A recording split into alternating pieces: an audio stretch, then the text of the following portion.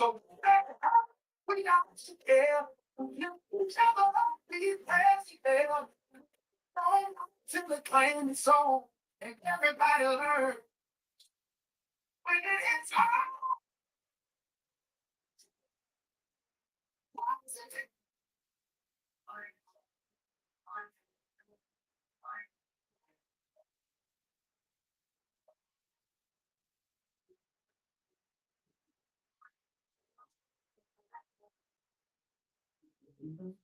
Now we extend our olive branch to you, standing for the people, with your host, attorney Ali Shamsuddin, and guests heard every Wednesday evening, 7 p.m. to 8 p.m., exclusively on 90.1 FM WMPR. This program shall focus on facts that we share with each other on this platform designated to inform, educate, and organize our communities in Jackson and abroad. No rational comments or opinions are regarded as being irrelevant, as your comments and participation could prove to be the cornerstone of our goal, being to restore moral ethics, integrity, respect, and progress in efforts to reach for a better future in all aspects of the everyday lives of our family and our children. We now join your host, Ali Shamsuddin.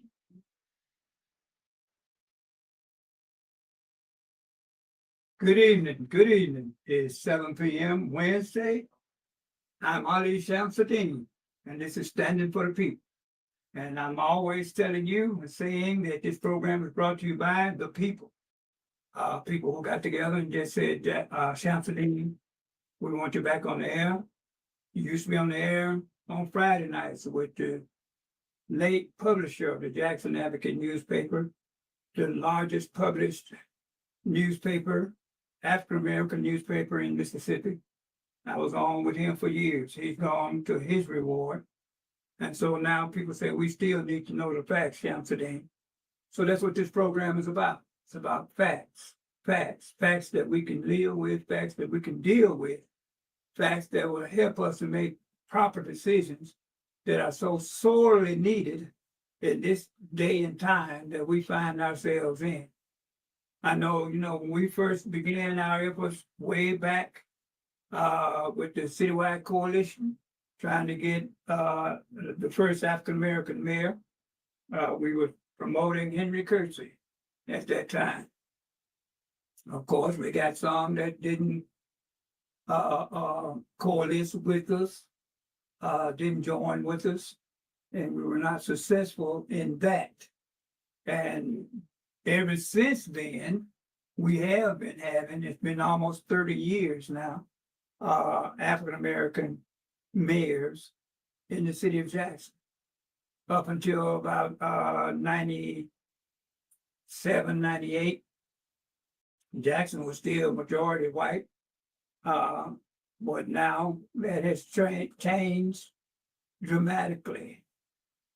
Now, and I keep saying that at this point here, we got to think wisely. We got to think better. It's not about revenge or getting even, because there's a lot that if we really reflected on it, we could talk about revenge or getting even.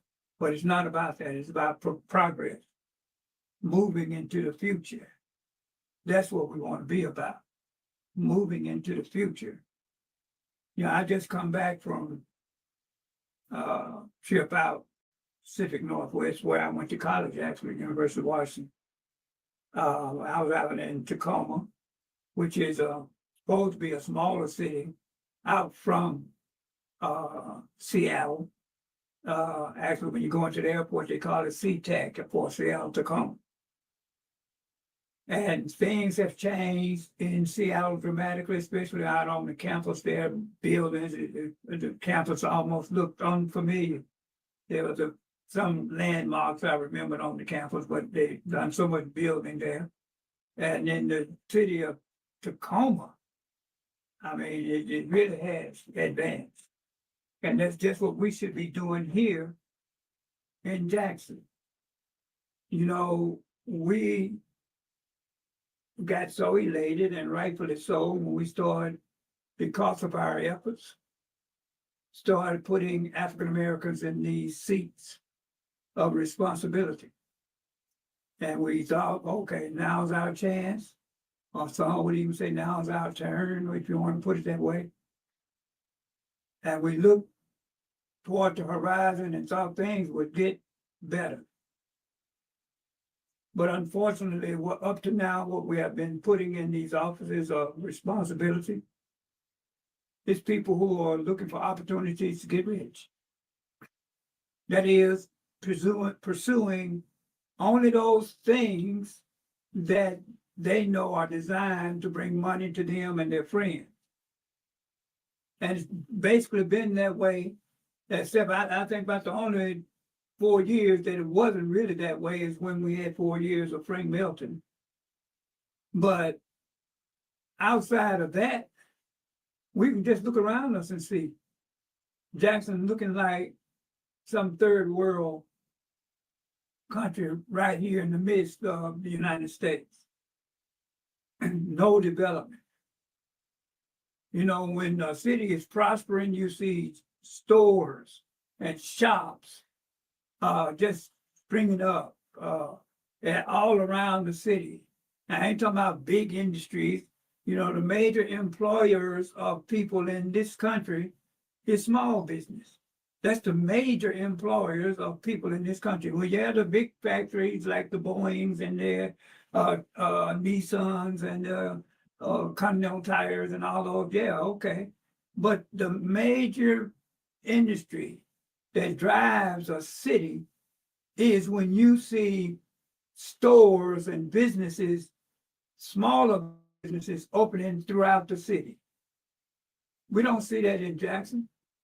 Matter of fact, it's declining. And then sometimes, you know, I hear you, and sometimes people say, well, you know, we got to talk about the future. And that's what I'm talking about. I'm talking about our future. And we got to learn how to be more sophisticated. You know, while I say the white community has a 200-year head start on us in knowing how this system's supposed to run. I'm talking about the political system and even the democratic system. And some people get it, you know, the average person don't really understand what our is the Republic, Democratic Republic of United States of America. They think about the Democratic Party and the Democrat and the Republican Party, but that's not it. By law, republic means that government has to look out for the benefits of all its citizens. That's what a republic is. It has to look out for the benefits even of the minorities in the city. It can't pass laws like they used to do in the South, particularly. They even did it in the North, but particularly in the South. Pass laws specifically designed to keep Black citizens at a disadvantage. Now, I repeat often, we are the government. I'm saying it very slowly and distinctly so, you know, it can settle on us. We in Jackson are the government. We in Jackson, in Hinds County, are the government. Jackson Public Schools, Hinds County Public Schools, we control the money. And we are in a position to set the standard. If we put people in these offices who would, you know, not only make the promises while they're campaigning, and then when they get in office, they forget all of that. They can cure the world when they're campaigning, but then get in office and nothing happens. A prime example is just recently the bus strike, and then they finally had to settle. I talked with the president of the union just shortly before I come here. A lot of people were thinking that these people worked for the city. They were city employees. We come to realize that they're not. The bus services is contracted out. Contracted out. Just like they're trying to do other services here in the city. But the people who are in control of the conditions of the contract is our government, the people we put downtown there, the mayor and the city council. The city council, the mayor and the city council are in a position that anybody that want to try to contract with the city of Jackson, they can set the standards. They don't let the contractor come in and tell them what that standards they're going to go by. So like, I had to call a friend of mine,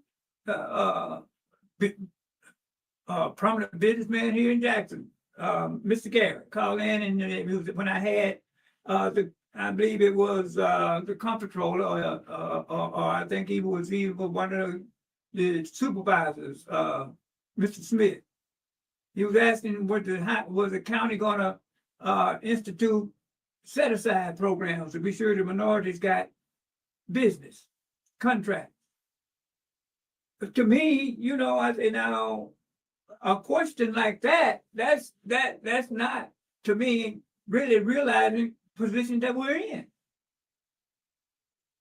We control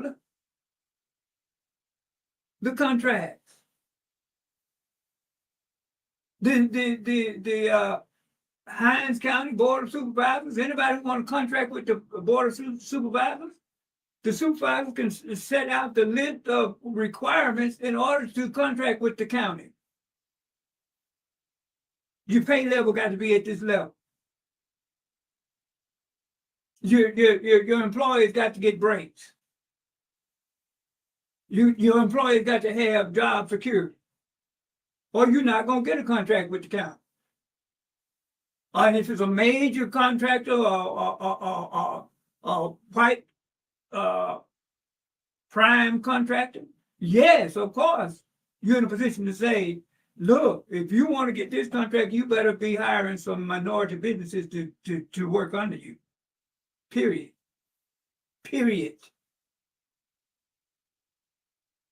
They're in the position that the mayor and the city council, with this contract that the bus drivers were on strike about, the city council could set the standard. You can't pay your workers any less than this if you want to contract with the city of Jackson.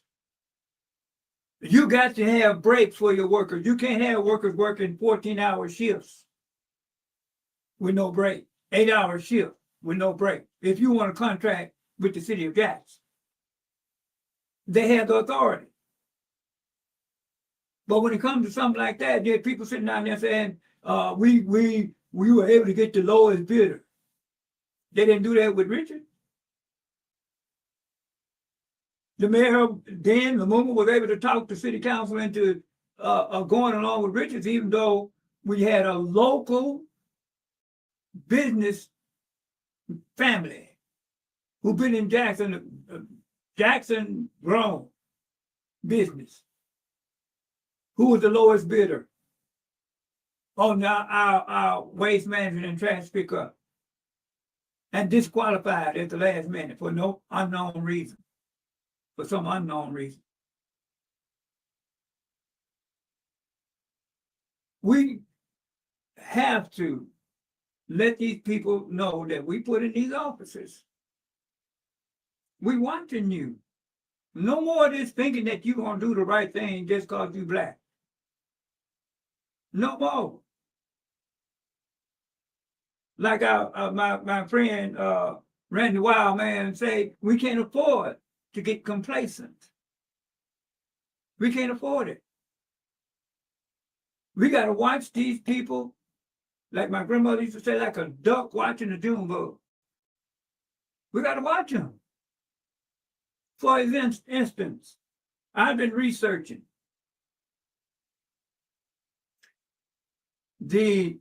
in cities where the school population is 17,000 students, in cities now,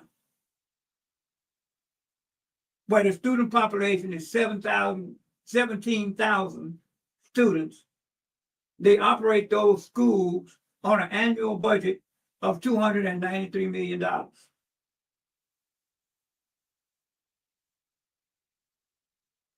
Now I'm researching this. So now the question becomes, why can't Jackson do that? And I'll give you my reason why they can't do that. One, they're top heavy. They spend close to $3 million out just in salaries for the administrative staff out there, over there. They got the lowest paid teachers in the state. And the other main reason is they have a budget $434 million. $434 million. Big jump from 293. Less than 17,000 students. Where is the rest of that money going? All I say is drive out there to Jackson Prep, which is in Rankin County, or Jackson Academy over there on Ridgeway. If you want to know where I say the money's going, it ain't going to our children. And this is what we still have to let them understand. Hey, I know the disrespect that you have for us, that you don't think we can add and subtract, or we don't know how our budget's supposed to operate. But all the facts are there. As I said, compare other school districts around the state. DeSoto County with an A rating, Jackson Public Schools with a C rating, DeSoto County with a budget of $234 million with 38,000 students. A rated. Jackson Public Schools C rated, highest paid superintendent in the state, in the region, and a budget $100 million higher than the whole city of Jackson's budget.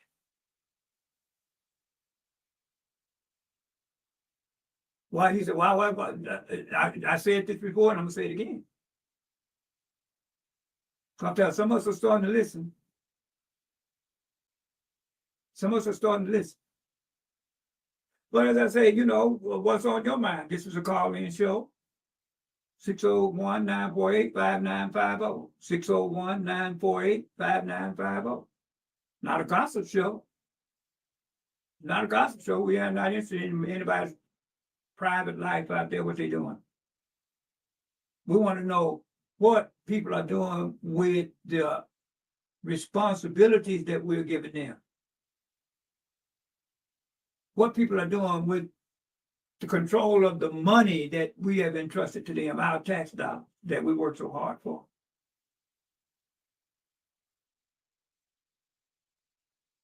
You see, some people were saying, well, you know, FBI came in, they picking on our leaders because they, no.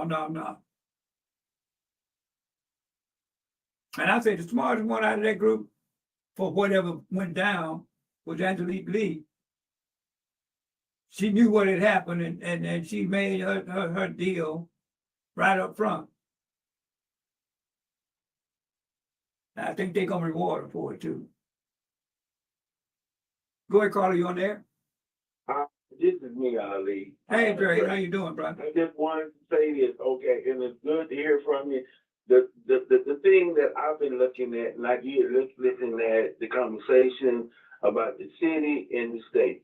The reason why I still say this, the reason why the city, like the bus stations, and the reason why they're not with Purge, because even with the state of Mississippi, they get contractors to save money because it knocks these people out of benefits. Mm-hmm. That's the reason. And I said, and me, you know, it used to be with Purge, it used to be 25 years. I left with 25 years of service credit in years. And that's the difference. And see, now, at first they were moving it to 35 years, then they moved it back to 30. And I think if people will vote in every election, whether it's municipalities or state, because that's where it is. And if they would work, if they will vote more in every election, maybe situations in Mississippi would change. I agree with you, brother. Thank you for And calling, brother. I agree with you, and can brother I say Dre. one- Go ahead, go ahead, yeah, go ahead. can I say one more thing? Okay, in the business sector, and even in the business sector, or even in schools, in what's name, I think, now with all the computers and the technology they got, now we're dealing with AI. Instead of us running away from it, we need to be trying to embrace it, because there is some good in AI, because I deal with it, trying to Right. be a businessman and trying to do this too. So I think it would be a good service if people would try to get educated for a change, and just like you always say, read for yourself. That's what it's all about. Thank you. All right, brother. Appreciate you. Yes, we got to exercise our complete rights as citizens. If you don't register and you don't vote, you're not exercising your complete right, which means responsibility as well. We got to register and we got to vote.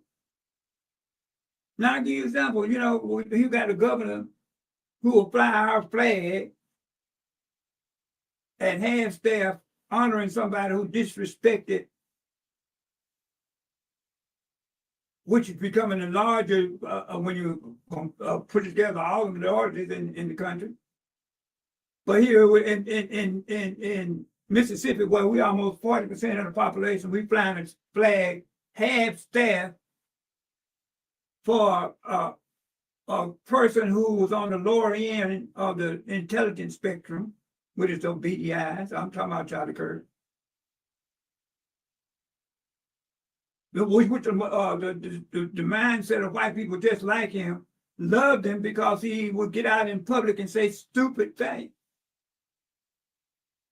Here's a guy who couldn't make it through community college, dropped out first semester of community college. And he claiming he's scared to get on a plane because it's got a black pilot. A person who had to get trained to fly this plane, something that he don't have enough sense to do. A person who think that affirmative action or DEI means if a black person want a job, I don't care what it is, you just put them in to put a black face up there. Whether it's a doctor, engineer, whatever. That's the lie they want to propagate to make themselves feel better. Especially the super stupid ones, like Charlie Kirk. But they love him. But we wouldn't have a governor that would disrespect a major portion of the state by doing something like that when they realize these people vote. And we may not be able to determine exactly who we want, but we can determine who we don't want for sure. For sure.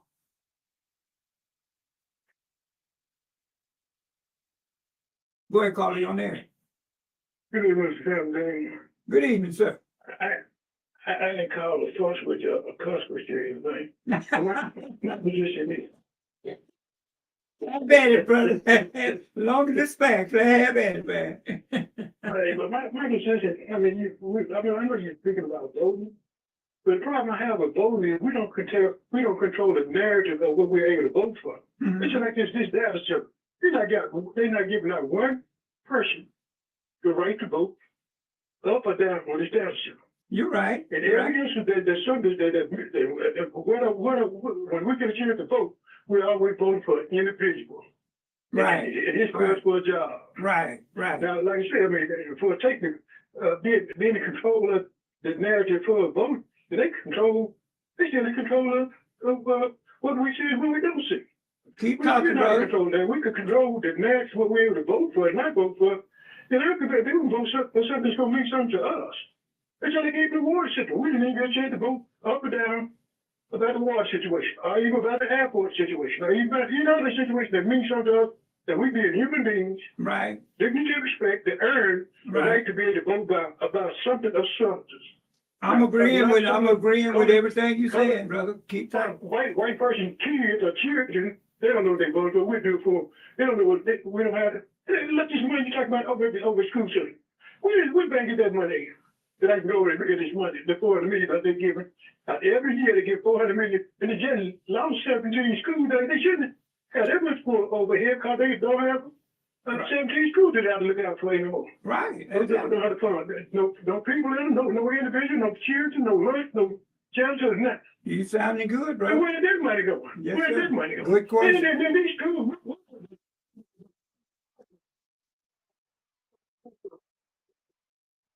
get our taxes deferred from less than what they're planning on us paying in this new year for doggone jail. We just paid for jail that they tore up from the beginning. We first even putting up one first in. It was already obsolete. Well, see, the things you That's saying, what man, they put the what you saying, brother, is just like the reason I say when something's on your mind, call in, because I guarantee you there's a bunch of other people out there thinking just like you.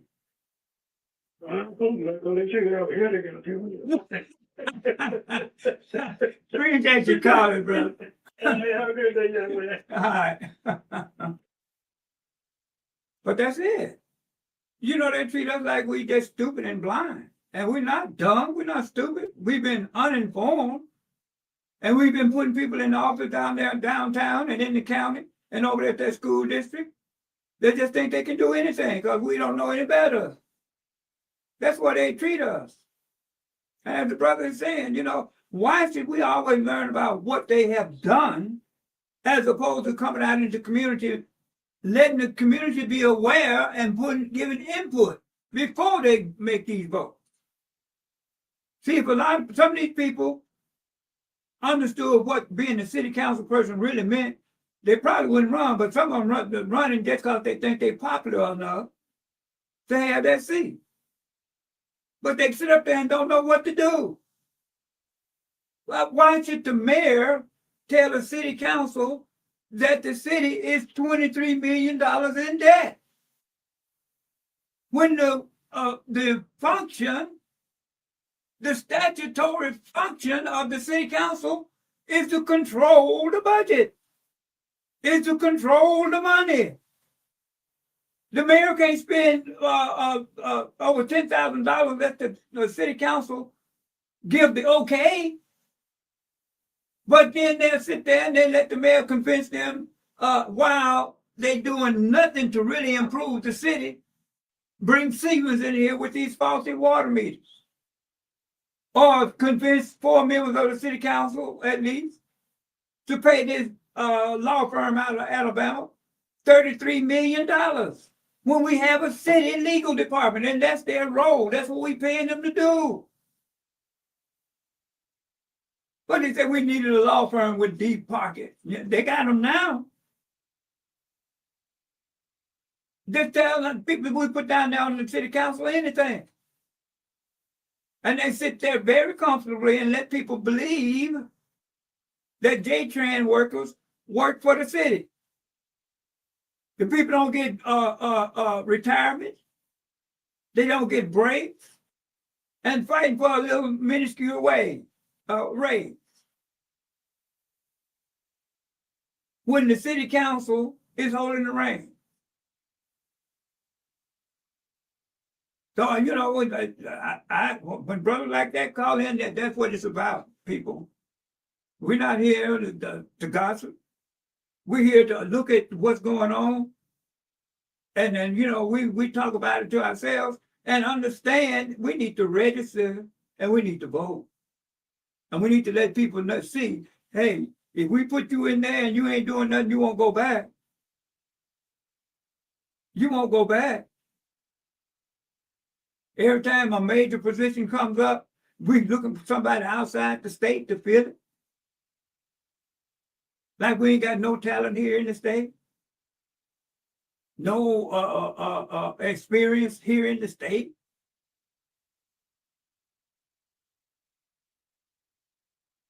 See, this is where we are learning the process. We're catching up. You know, like I said, the white community had a 200-year head start. For 200 years, they didn't even allow us nowhere near a pole. You see? And right after the Civil War, we as African Americans outnumbered white folks in Mississippi 10-1. Why? Because this was a slave state. And they were bringing slaves here a lot quicker than white folks moving here during that period of time. And then people ask, well, why did y'all put up, or why did they put up with all of that harassment? Why did they put up with them lynchings? Why did they put up with that? Because they had the law on their side. There was no such thing as self-defense for a black man harming a white person for any reason. See? So now when we got the reins in our hand, we still gonna act like we don't know what to do? See, these are the type of things that they don't want even taught in our schools to our children. Everybody needs to know that. So that, you know, when they get these ignorant folk out here like the Charlie Kirks of the world, everybody will know they lying. Instead of them thinking black folks are lazy, they'll say, well, you know what?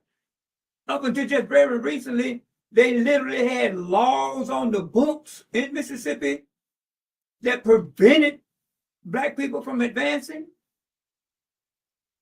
They wouldn't let black people run any kind of major business. If they would put you in jail for anything and any reason or no reason to make you work on the county farm. See, the things that help people understand, we have had to come through a lot. And so now is the time that we should benefit. We don't need to be putting black folks in these offices who can't remember that or choose not to remember it. That's what made me so disappointed. And a lot of those people in the last administration before this one, I worked with out in the community. We worked in the struggle, as we call it. And some of those same people over there with the mayor still in big time. Look at our city. We thinking that we finally putting some people over there who got some black consciousness. And what do we end up with? So it's about intelligence. We're not dumb. We're not stupid. We've been uninformed. We've been ignorant. But that can be cured. And that's the effort here. It's not about getting even. It's not about revenge. It's about moving forward. All of us. Why should Fundren look any better than South Jackson? Somebody call in here and tell me why. Any valid reason why. Why should the little businesses and things be flourishing over in Fundren and nowhere else in the city? Why? When we see we got a black mayor, 5 members of the city council of 7 black, and who getting the benefits? We got 5 members on the county board of supervisors, all of them black. Why shouldn't we be getting the benefits? Had citizens in here just 3 weeks ago complaining that no parks open in the county. And then very few in the city. Money disappearing, that's allocated. Had State Senator Solid Norwood in here telling us, the citizens, hundreds of thousands of dollars that had been allocated to the city of Jackson for city improvement in different areas. And the only reason Jackson didn't get it from the legislature is because the city council let the mayor sit over there for 3 years without doing an audit.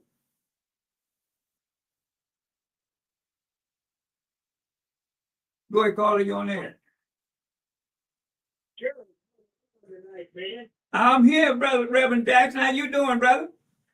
Oh man, you telling the story tonight. You don't read what you're talking about. And just like they walk from the fly day with Eddie, see, they don't know they wasn't here. Right, No. See, when I rode in the garbage truck, only for folks to vote, right, I ain't seen none of them people right, riding in that truck. right. Now you know, and I know, Jerry. Negroes couldn't buy a car downtown. Couldn't. Couldn't buy one if you had the money. Right. It was nothing. Couldn't drive it around here. Couldn't drive around here. Right, Parking around the corner, you know it, I know. right, Now they run over you. And Jared, it's a shame. You talking about our city? Our city look like a third world preacher. yes, Streets bad. And I thank God for people like one of the Evans who, the supervisor Evans who, I think sometimes whenever I get in a poem, I'm gonna ask one the other supervisors had ain't no money.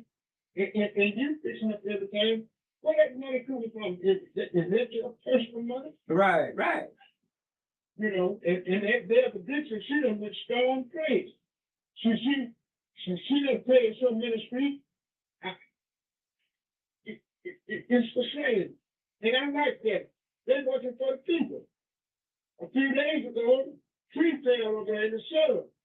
They didn't have no lights. They didn't have no nothing. One of the others out there took a flashlight, flagging traffic and so forth, working like a Hebrew slave. Cause you understand why she was put there. Right, No police nowhere. Nowhere. you see, Reverend Jackson, we finally put some people, person, when we finally put a person on the city council, Kenny Stokes, it's only one fighting against the rest of them. Now, Kenny Stokes was the only one standing up and standing with the J-Tran drivers to try to get them better conditions to work. And the rest of the city council members act like they didn't know they foot from, you know what they say. But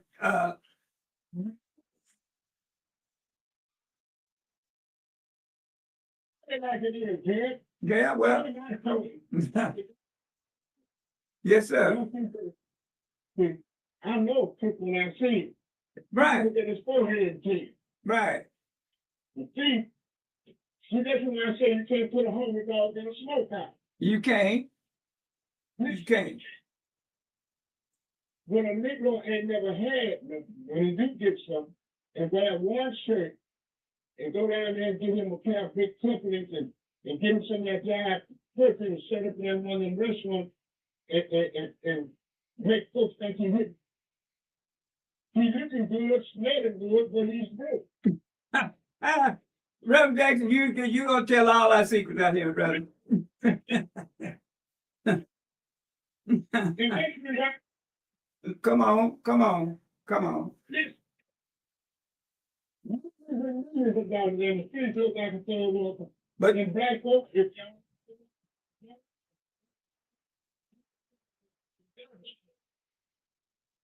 y'all need to go vote. That's the only stick you got. you tell me like it is, Reverend Jackson. They think you're lying. Well, you know, I got people like yourself and the callers that called before you. Some of them out there here, Reverend Jackson, and I appreciate how y'all back me up, man. Just like you did when we stood against the Klan.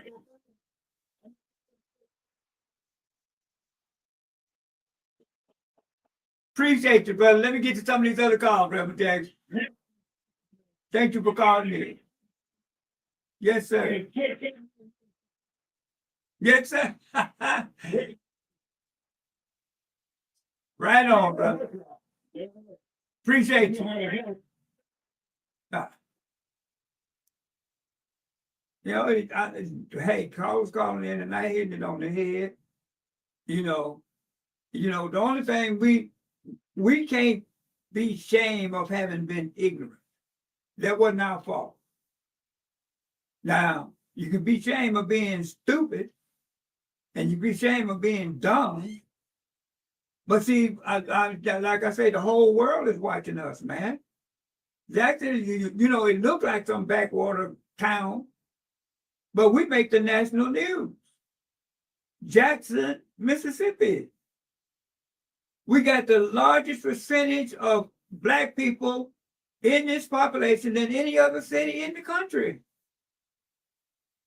We got the largest percentage of Black people in its citizenry in any other state in the country. Hinds County is almost 90% Black. Jackson, almost 90% Black. Go ahead, caller, you on there. Hey, Judge, how you doing? I'm good. Glad to hear you. I want to make a comment when Supervisor Archie was in office. He fought for the money that was being misplaced, and he fought for corruption, and he fought for deals being made on the table. And David, you can always call him. When he was supervisor, you can call him. He got open book policy. And David Archie is the one that we need that supervisor position too, because it's just terrible, man. The grass ain't been cut out in Grove Park. When they would supervise, the grass stayed cut. And the supervisor has power to cut grass in his district. He can call the public works manager and tell the public works manager to go cut that grass. So it is no excuse that grass should not be cut in Grove Park. Well, you know what I'm trying to do, brother?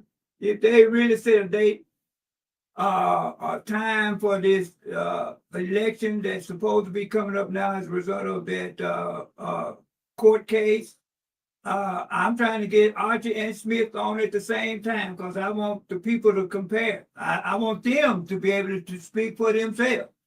And both of them at one point. I believe he's scared to come on air with Dave. Well, we'll see. At one point he agreed. He said when we get a court date, election date, that he agreed to come on and do this debate. So we're gonna see if we can set that up as soon as that date come around. Thank you for your call, Carl. Appreciate you. He's for the people. All right. Go ahead, Carl, you're on there. Judge, you get both of them on at the same time. You probably gonna have a pay-per-view event.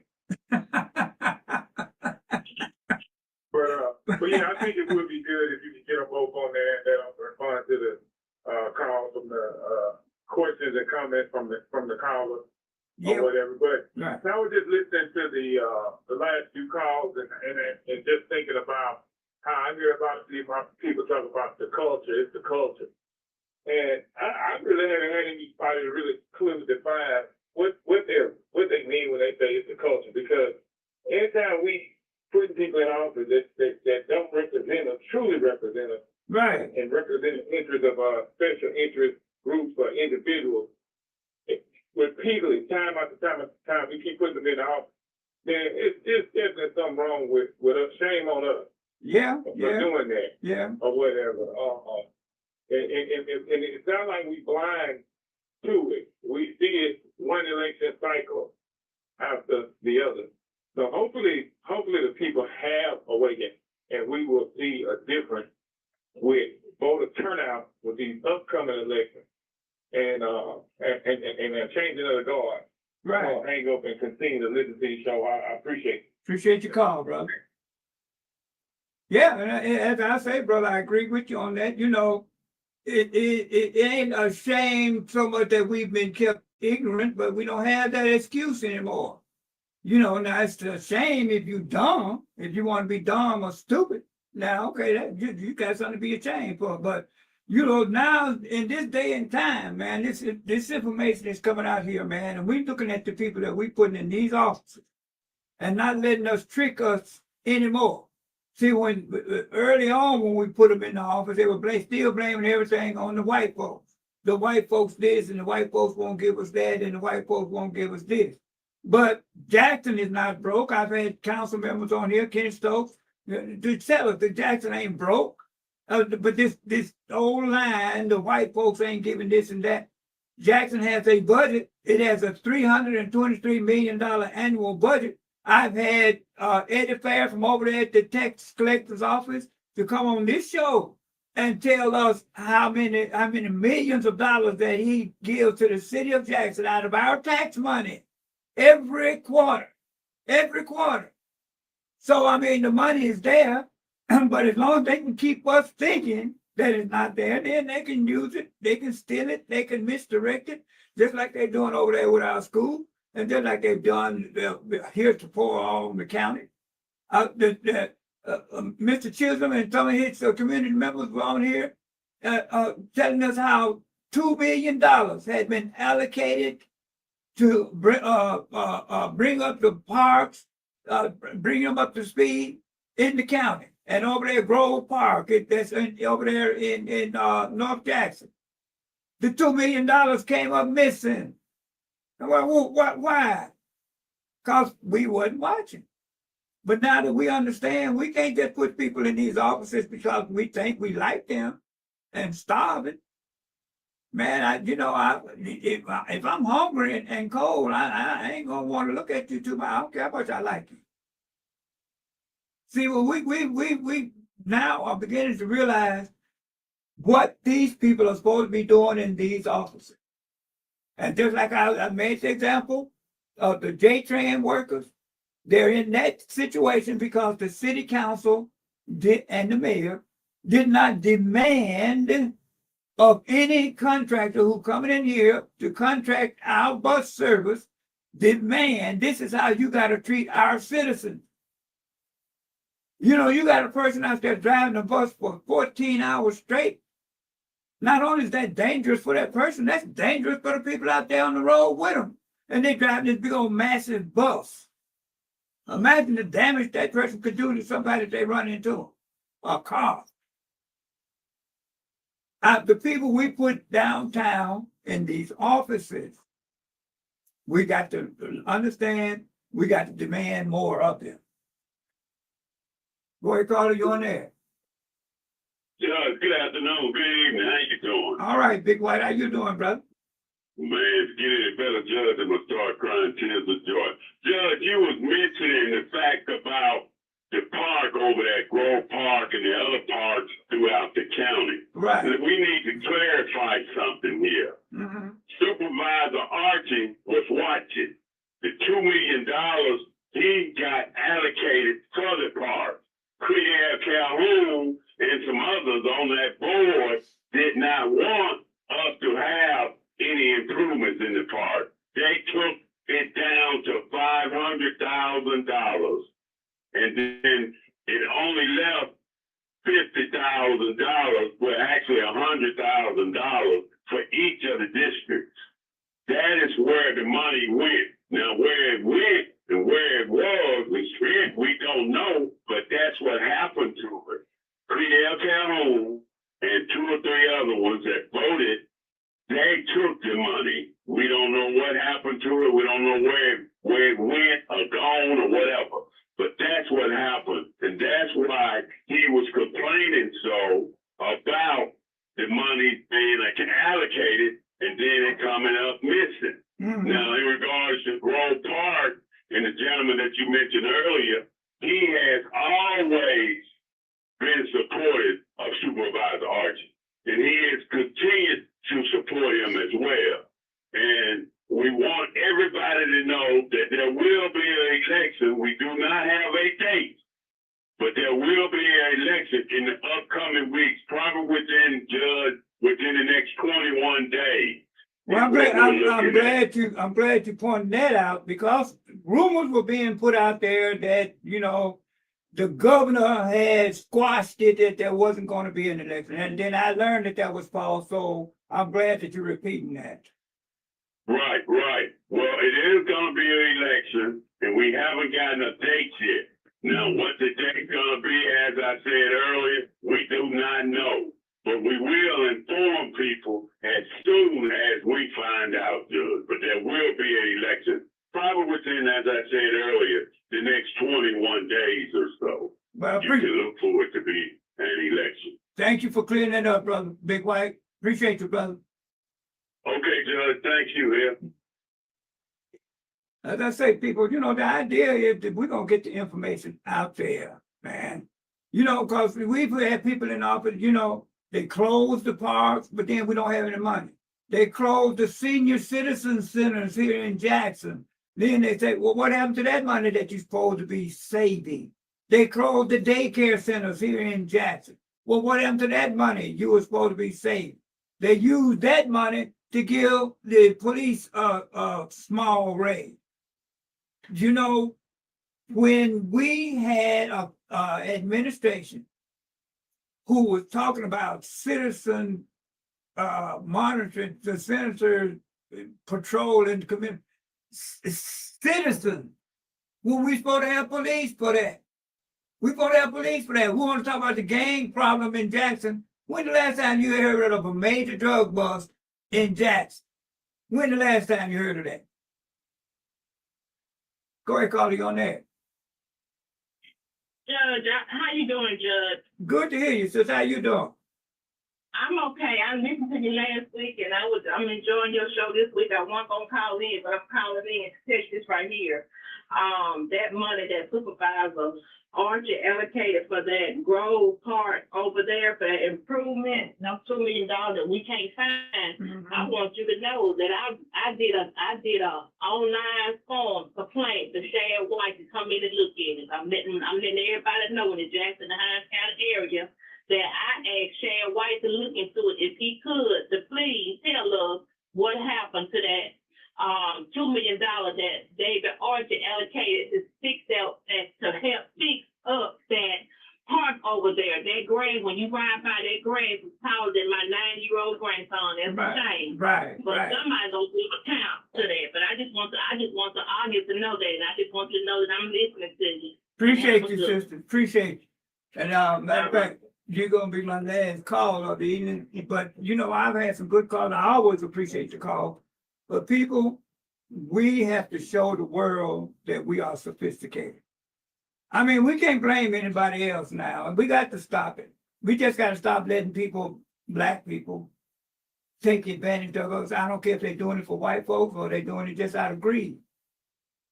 And nobody said, and nobody can tell me that any law has been passed that black people don't have to pay taxes in this city or this county or this state. We all pay taxes. So this is our money that they misusing, misappropriating, or whatever. But this is our money. And we have a right to know what they're doing with it. And we have a right to know what they're getting ready to vote on, as opposed to what they have voted on. Just like I heard that somebody saying that the Jackson Public Schools is selling the schools that they closed and renovated at our tax dollar expense. Now our children are not even in them. They gave all that work to one white contractor, by the way. Now, but see, 16 section land by statute, by law, cannot be sold. Cannot be sold.